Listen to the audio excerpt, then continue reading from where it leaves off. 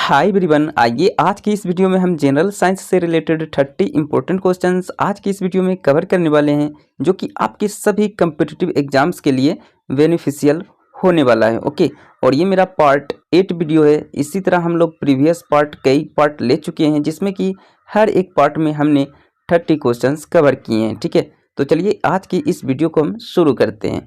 पहला क्वेश्चन हमारा है, हृदय की धड़कन को नियंत्रित करने के लिए निम्न में से कौन सा खनिज आवश्यक है?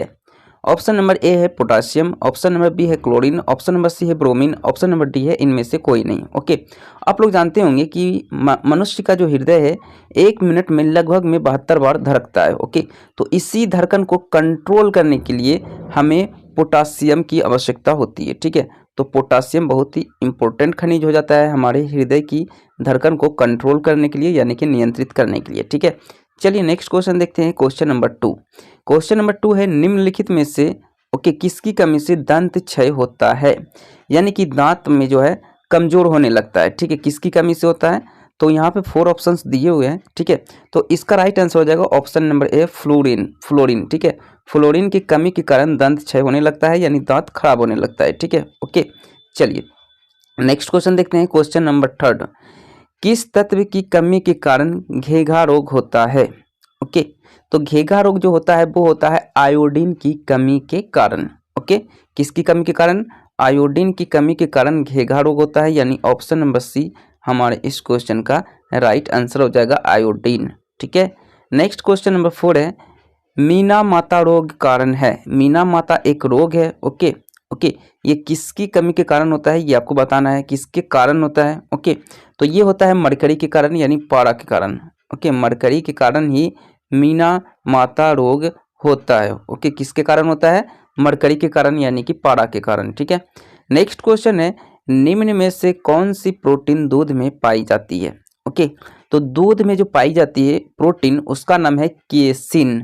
दूध में कैसा प्रोटीन पाया जाता है? केसिन नामक प्रोटीन पाया जाता है। ठीक है, तो ऑप्शन नंबर ए हमारा इस क्वेश्चन का राइट आंसर हो जाएगा केसिन। ठीक है, नेक्स्ट क्वेश्चन देखते हैं। क्वेश्चन नंबर 6, निम्नलिखित में से किसकी उपस्थिति के कारण दूध में मिठास आ जाती है? ओके, यानी दूध जो आपको मीठा लगता है वो किसकी उपस्थिति के कारण होता है? तो ये लैक्टोज के कारण होता है। ठीक है, दूध में लैक्टोज नामक एक कारक पाया जाता है, इसी के कारण जो है दूध हमें मीठा लगता है। ठीक है, मीठा महसूस होता है, मीठा फील होता है। ठीक है, चलिए नेक्स्ट क्वेश्चन है, मनुष्य में कुल कितनी हड्डियां होती है? तो वयस्क मनुष्य में कुल 206 हड्डियां होती है। वयस्क मनुष्य में, यानी कि नवजात शिशु में नहीं, वयस्क मनुष्य की बात हो रही है। ठीक है, तो 206 होती है। ठीक है, इसी तरह आप देखिए नवजात शिशु की बात कर लेते हैं, तो नवजात शिशु में हड्डियों की संख्या कितनी होती है? तो इसमें 208 होती है। ओके, देखिए 206 होता था वयस्क में मनुष्य में। ठीक है, लेकिन नवजात बहुत ही छोटे बच्चे में, ठीक है, तो उसमें होती है 208 हड्डियां होती है। ओके, और ये वयस्क होने पर ये आपस में जुड़ जाते हैं हड्डियां और 206 बन जाती है। क्वेश्चन नंबर 9 है, मनुष्य की खोपड़ी में कितनी अस्थियां होती है?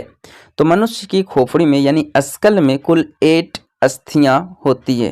ओके, 8 अस्थियां यानी 8 बोन्स होते हैं। ठीक है, 8 हड्डियां होती है। ठीक है, ओके, तो ऑप्शन नंबर ए इसका राइट आंसर हो जाएगा। ठीक है, नेक्स्ट क्वेश्चन नंबर 10 है, मनुष्य के शरीर में पसलियों की कितनी जोड़ी होती हैं? ओके, तो मनुष्य के शरीर में पसलियों की कुल 12 जोड़ी पाए जाते हैं, यानी 12 पेयर होते हैं। ठीक है, यानी ऑप्शन नंबर बी हमारे इस क्वेश्चन का राइट आंसर हो जाएगा 12 जोड़ी। ठीक है, क्वेश्चन नंबर 11, मानव शरीर की सबसे छोटी हड्डी कौन सी है? तो मानव शरीर की सबसे छोटी हड्डी जो होता है वो कान में होता है, जिसका नाम है स्टेपिस की हड्डी। ये कान में पाया जाता है। ठीक है, मनुष्य के कान में उपस्थित होता है स्टेपिस की हड्डी, जिसे हम लोग कहते हैं। ठीक है, चलिए नेक्स्ट क्वेश्चन देखते हैं, मानव शरीर की सबसे लंबी हड्डी बताइए कौन सा है? तो ये हड्डी पाई जाती है जांघ में, जिसे फीमर की हड्डी कहते हैं। ठीक है, तो मानव शरीर की सबसे लंबी हड्डी होता है फीमर का हड्डी। ठीक है, जो कि जांघ में, हमारे जांघ में उपस्थित होता है, मानव शरीर के जांघ में। ठीक है, चलिए नेक्स्ट क्वेश्चन नंबर 13 है, टीबिया नामक हड्डी किस में पाई जाती है? तो टीबिया नामक हड्डी टांग में, यानी कि लेग में, हमारे टांग में पाई जाती है। ठीक है, टीबिया नामक हड्डी कहाँ पाई जाती है? लेग में, यानी कि टांग में पाई जाती है। ठीक है, नेक्स्ट है, मानव शरीर के किस अंग की हड्डी सबसे लंबी होती है? तो जांघ की होती है, जिसे हम लोग फीमर हड्डी कहते हैं। ओके, मैंने अभी आपको बताया था। ओके, उसमें ऑप्शन क्या दिया हुआ था? फीमर दिया हुआ था, लेकिन इसमें जांघ दिया हुआ है। ठीक है, तो जांघ की सबसे बड़ी हड्डी जो है जिसे कहते हैं फीमर की हड्डी। ठीक है, चलिए नेक्स्ट क्वेश्चन देखते हैं। मनुष्य के जीवन काल में कितने दांत 2 बार विकसित होते हैं? ओके, यानी कि वो दांत जो है टूट जाते हैं फिर विकसित होते हैं। ओके, तो वो टोटल के टोटल 20 यानी 20 दांत ऐसे होते हैं मनुष्य में, जो कि 20 दांत टूटते हैं और दोबारा ये क्या लेते हैं, फिर ये दोबारा विकसित होते हैं, प्रोग्रेस करते हैं। ठीक है, नेक्स्ट क्वेश्चन नंबर 16। मानव की पाचन नली लगभग कितने फीट लंबी होती है? मानव की पाचन नली, समझ रहे हैं आप, आहार नाल। ओके, कितने लंबे, लगभग कितने लंबी होती है? तो ये 32 फीट लंबी होती है। अब समझ सकते हैं 32 फीट कितनी बड़ी हो सकती है। ठीक है, तो इतनी लंबी होती है हमारे पाचन नली, पाचन नली। ओके, जो कि मानव की बात हो रही है। ठीक है, चलिए नेक्स्ट है, मुख में यानी कि मुंह में मंड का शर्करा में पाचन किसके द्वारा होता है? तो ये लार में उपस्थित टाइलिन की वजह से। ठीक है, टाइलिन नामक एंजाइम की वजह से। ठीक है, चलिए नेक्स्ट क्वेश्चन नंबर 18 है। दूध में प्रोटीन को पचाने वाला एंजाइम है। दूध में उपस्थित प्रोटीन जो होता है केसिन, तो केसिन को कौन पचाता है? तो केसिन को रेनिन पचाता है। ओके, दूध में उपस्थित प्रोटीन को पचाने का काम हमारे शरीर में कौन करता है? तो रेनिन करता है, रेनिन नामक एंजाइम करता है। ठीक है, चलिए नेक्स्ट क्वेश्चन देख लेते हैं। नेक्स्ट क्वेश्चन है, लार में कौन सा एंजाइम पाया जाता है? तो लार में टाइलिन नामक एंजाइम पाया जाता है। ओके, लार में कौन सा एंजाइम पाया जाता है जी? तो टाइलिन नामक एंजाइम लार में उपस्थित होता है। ठीक है, नेक्स्ट क्वेश्चन है, मुख से निकली लार किसका पाचन करती है? तो मुख से, हमारे मुंह से निकला लार जो है ये स्टार्च का पाचन करती है। ओके, मुख से निकला हुआ लार किसका पाचन करती है?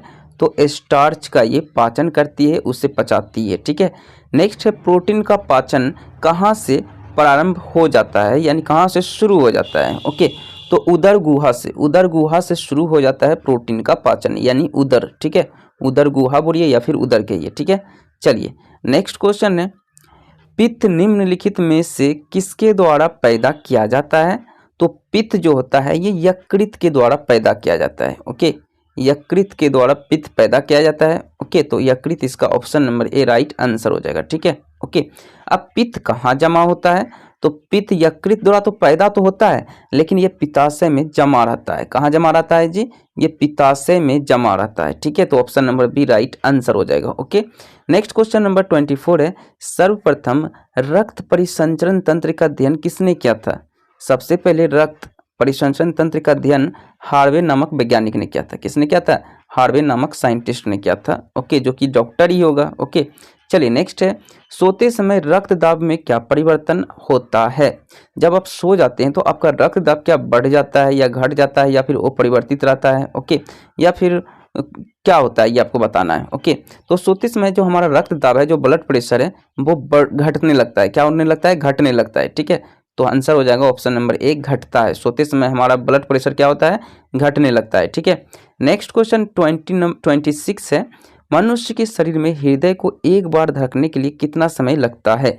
एक बार, एक मिनट में नहीं बात हो रही है, एक बार धड़कने में, मात्र एक बार। ठीक है, तो लगता है 0.8 सेकंड, यानी 0.8 सेकंड, यानी 1 सेकंड से भी कम लगता है। ठीक है, 1 सेकंड से भी कम लगता है एक बार धड़कने में हमारे हृदय को, हमारे हार्ट को। ठीक है, चलिए नेक्स्ट क्वेश्चन है, स्वस्थ मनुष्य में प्रति मिनट हृदय स्पंदन होता है, यानी हृदय धड़कता है।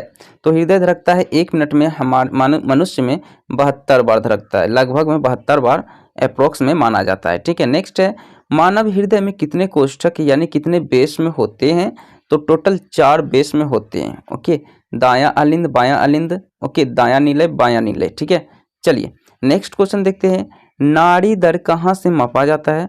आप लोग देखते होंगे डॉक्टर जो है नाड़ी दर मापते हैं। ठीक है, ओके, नाड़ी दर माप के ही पता करते हैं कि हाँ इसकी मृत्यु हो गई है। ठीक है, तो ये धमनी से मापते हैं। कहाँ से मापते हैं?